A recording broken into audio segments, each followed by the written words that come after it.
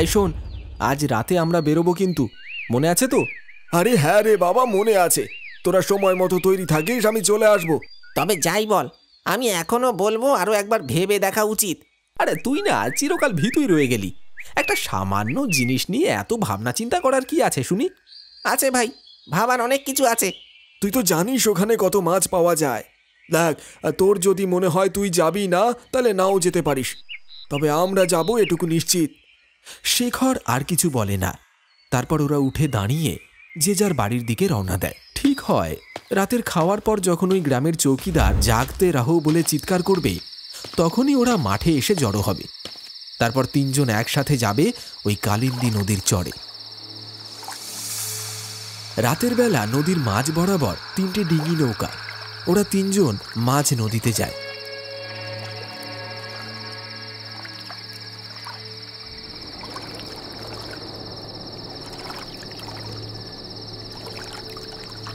তারা জাল ফেলে চুপ করে বসে আছে। এমন সময় রতনের জালে টান লাগে। আরে আরে, এই তো এই তো মাছ পড়েছে জালে। কথাটা বলে জাল ধরে টান দেয়। চাঁদের আলোয় চকচক করে ওঠে তার জাল। দেখলি, জাল ফেলতে না ফেলতেই মাছ উঠে এলো। দেখ কত মাছ ওঠে, দেখেছিস? আরে কথা বলিস না বেশি, চুপ কর চুপ কর। রতন জাল তুলে নেয় আর অনেক মাছ সংগ্রহ করে। তারপর আবারও জাল ফেলে। কিছুক্ষণ পরেই মাছের ভারে টান পড়ে জালে। এভাবে পরপর তার জালে মাছ ধরা পড়ে, কিন্তু কমল আর শেখরের জালে কোনো মাছই ধরা পড়ে না। কমল বলে, সত্যি করে বল তো, আজকে কি আসার আগে মাছ পাওয়ার জন্য কোনো মানত করে এসেছিস? তোর জালে এত মাছ পড়ছে আর আমাদের জাল পুরো ফাঁকা। রতন ম্লান হাসে। আরে আমাদেরও একটু বল, কি করে এত মাছ পাচ্ছিস? মানে তোরা বিশ্বাস করবি কিনা জানি না, আমার না মনে হচ্ছে আমার জালটা যেন কেউ জলের তলায় নিয়ে যাচ্ছে, তারপর নিজের ইচ্ছে মতো মাছ ধরে আবারও জালটা জল থেকে তুলে আনছে। আরে কি সব উল্টো পাল্টা বলছিস তুই? এটা ঠিক আমি ভীতু, তাই বলে এতটাও নই। আমি সত্যি বলছি, আমার না মনে হচ্ছে এখানে কেউ একটা আছে। অন্ধকারে তাকে আমরা দেখতে পাচ্ছি না। আরে এখানে দিনের বেলাতেই কেউ আসে না, এই মাঝ রাতে আবার কে আসবে?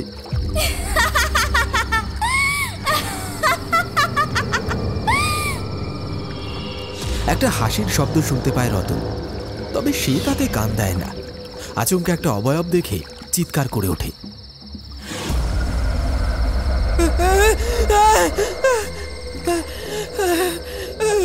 কি?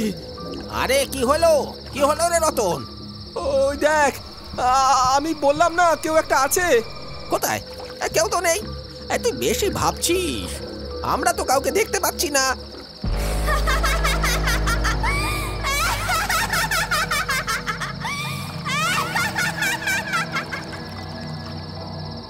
এমন সময় আবারও একটা হাসির শব্দ ভেসে এলো। ও বেশ ভয় পেয়ে যায়। এই এই তোরা কোনো হাসির শব্দ শুনতে পাচ্ছিস? ওই দেখ, ওই দেখ, ওই ওই অবয়বটা আবারও হাসছে, আবারও হাসছে। কমল আর শেখর চারপাশে তাকায়। আরে এখানে কাকে দেখেছিস তুই? কোথাও তো কেউ নেই। আমি সত্যি বলছি, কেউ একটা হাসছে, অনেকক্ষণ ধরে হাসছে। ওই ওই ওই ওইখানে ছিল সে। আরে তোর বুঝতে ভুল হচ্ছে, কেউ হাসছে না। না রে, আমি সত্যি বলছি। এই এই তুই কি আমাদের ভয় দেখাতে চাইছিস? হ্যাঁ, নিজে একা একা মাছ ধরবি বলে? ঠিক আছে, আমরা অন্যদিকে চলে যাচ্ছি। এই কমল, চল তো, মেজাজটাই খারাপ করে দিল একেবারে।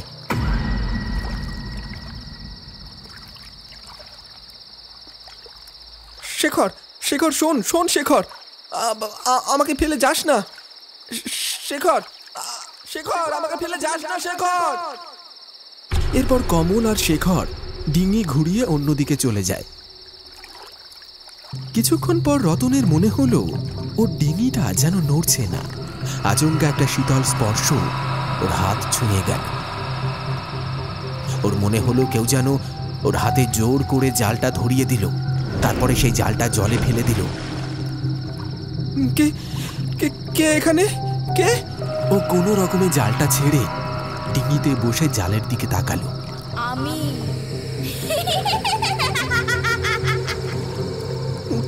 কে কে? আমি তো কাউকে দেখতে পাচ্ছি না। আমাকে দেখতে খুব ইচ্ছে করছে বুঝি?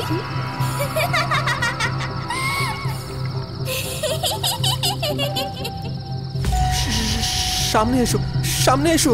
আমাকে দেখে সহ্য করতে পারবে তো? মানে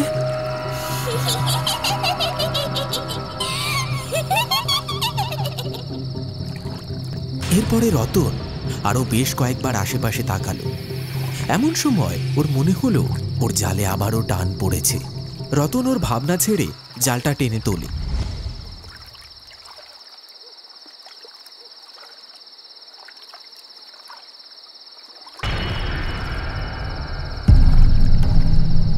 কিন্তু তাতে যে মাছটা উঠল সেটা কোনো জীবিত মাছ নয়, বরং মনে হলো অনেক আগে মারা গেছে সেটা। তার হাড় কাঁটা বেরিয়ে আছে অদ্ভুতভাবে।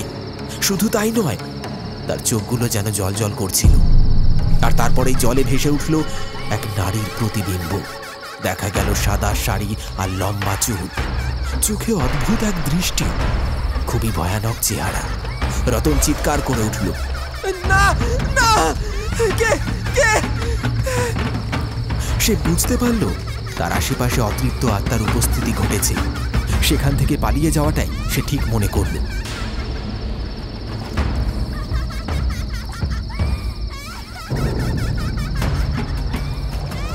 সে আবারও নৌকোটা ঘোরানোর চেষ্টা করল, অথচ নৌকো নিয়ে ফিরে আসতে পারে না।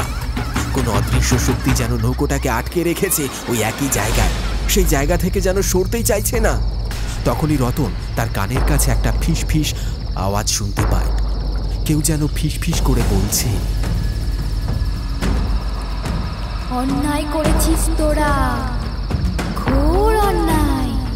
তোর পিতামহ আমাকে পেতে চেয়েছিল, কিন্তু আমি তা হতে দিইনি বলে ছলে বলে কৌশলে আমাকে অপবিত্র প্রমাণ করে গ্রামের জমিদারের কাছে দ্বারস্থ হয়। আমার মৃত্যুদণ্ড দেওয়া হয় গ্রামে। আজ যখন সুযোগ পেয়েছি তখন তোকে ছাড়বো না, কারণ তুই ওরই বংশধর। আমি কিছু করিনি, আমায় ছেড়ে দাও, আমায় ছেড়ে দাও। ভয় পেলি বুঝি? জানিস, আমিও সেদিন ভয় পেয়েছিলাম, বাঁচার জন্য চিৎকার করেছিলাম, কিন্তু ওরা আমাকে ছাড়েনি। আমাকে ছেড়ে দাও, আমাকে ছেড়ে দাও।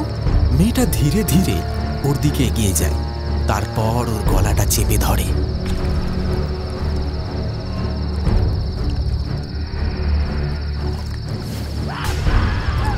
অপরদিকে কমল আর শেখর ডিঙি নিয়ে ওর কাছে এগিয়ে আসে। ওরা দূর থেকে দেখে রতন ছটফট করছে, কিন্তু ওর যে কি হয়েছে ওরা কিছুই বুঝতে পারে না। কিছুক্ষণ পর সবকিছু শান্ত হয়ে যায়। ও ঠিক হয়ে গেছে ভেবে ওরা একটা দীর্ঘশ্বাস ছাড়ে, কিন্তু পরক্ষণেই ওদের অবাক করে দিয়ে রতন জলে ঝাঁপ দেয়।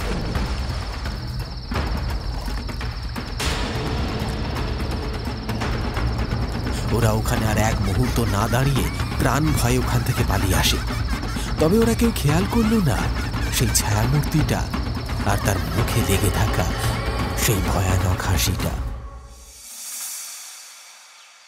পরদিন একটা বিশাল গাছের নিচে গ্রামের লোকরা জড়ো হয়েছে। শেখর আর কমল গতকাল রাতের ব্যাপারটা সবাইকে বলছে। সবই তো বললাম, মানছি আমাদের ভুল হয়ে গেছে, কিন্তু এখন অন্তত আমাদের বন্ধুটাকে একবার খোঁজা উচিত। হ্যাঁ, এখন তো দিনের আলো ফুটে গেছে। এখন যদি গিয়ে একবার নদীর পাড়ে আর ওই নদীর জলে ভালো করে খোঁজা হয়, আশা করছি ওকে পেয়ে যাব। হ্যাঁ, সে আমাদের গ্রামের ছেলে, সেই হিসেবে আমাদের একবার খুঁজে দেখা উচিত। কি বলো তোমরা? নদীর পাড়ে বেশ কিছুজন নৌকো নিয়ে মাঝখানে গিয়ে জাল ফেলে।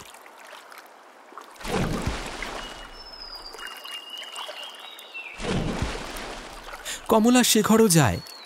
কাল ঠিক এর জন্যই মানা করেছিলাম। মস্ত বড় ভুল হয়ে গেছে রে।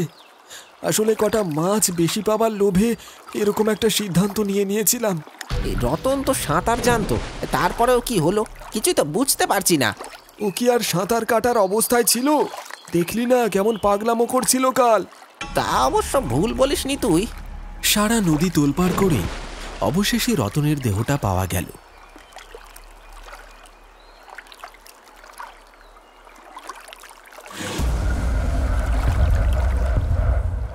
তার সারা শরীর কে যেন খুবলে খেয়ে নিয়েছে, হাড় বেরিয়ে এসেছে।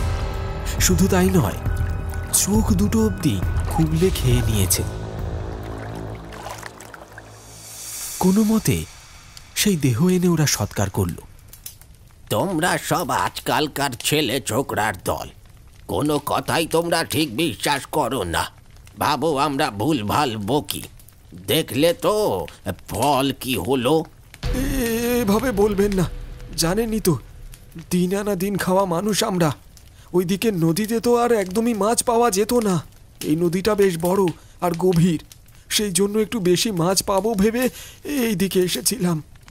যাগে, যাদের মনে সন্দেহ ছিল যে আমরা মিথ্যে কথা বলি, তারা আজকের পর পুরো বিষয়টা বুঝতে পারবে।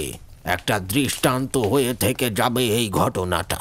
রতনের 10 বছর বয়সী ছেলের বয়স এখন 20। রাতের বেলা পূর্ণিমার চাঁদের আলো চারপাশে যেন ছড়িয়ে পড়ে ঝলমল করছে। সুমন হাঁটছে আর আপন মনে বলছে, এই লোকগুলোকে নিয়ে আর পারা গেল না। কবে একটা কি ঘটনা ঘটেছিল তা ধরে এখনো পড়ে আছে।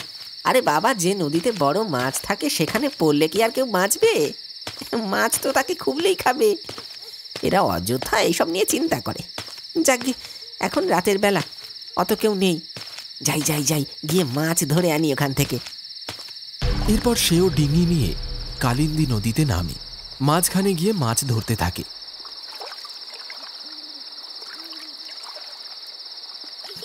এমন সময় ওর মনে হয় যেন কেউ হাসছে। প্রথমে মনের ভুল ভাবলেও হঠাৎই মনে হয় কে যেন ওর কানের কাছে ফিসফিস করছে।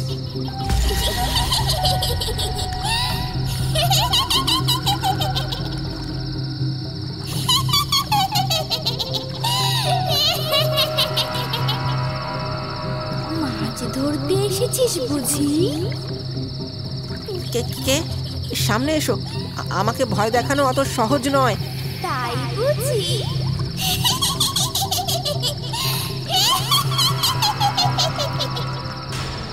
সুমন দেখল চোখের সামনে একটা নারী মূর্তি, যার পরনে সাদা শাড়ি, হাত মুখ যেটুকু দেখা যাচ্ছে সেসব জায়গা দেখে মনে হচ্ছে কেউ যেন খুবলে খেয়ে নিয়েছে মাংস। শুধু তাই নয়, একটা বিশ্রী পচা গন্ধে চারপাশ যেন ভরে যাচ্ছে। আর সহ্য করতে না পেরে সুমন ডিঙি ঘোরাতে গেল, তবে তা যেন আটকে গেছে। অনেকবার বৈঠা দিয়ে টানার চেষ্টা করতে থাকলো সে, কিন্তু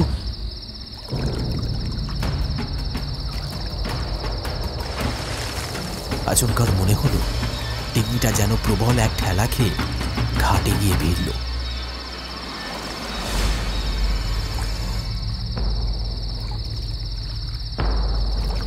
ও চোখের সামনে অন্ধকার দেখল, তবে জ্ঞান হারানোর আগে ওর মনে হলো কেউ যেন একটা ওকে জড়িয়ে ধরছে। সেই স্পর্শ বড়ই শীতল।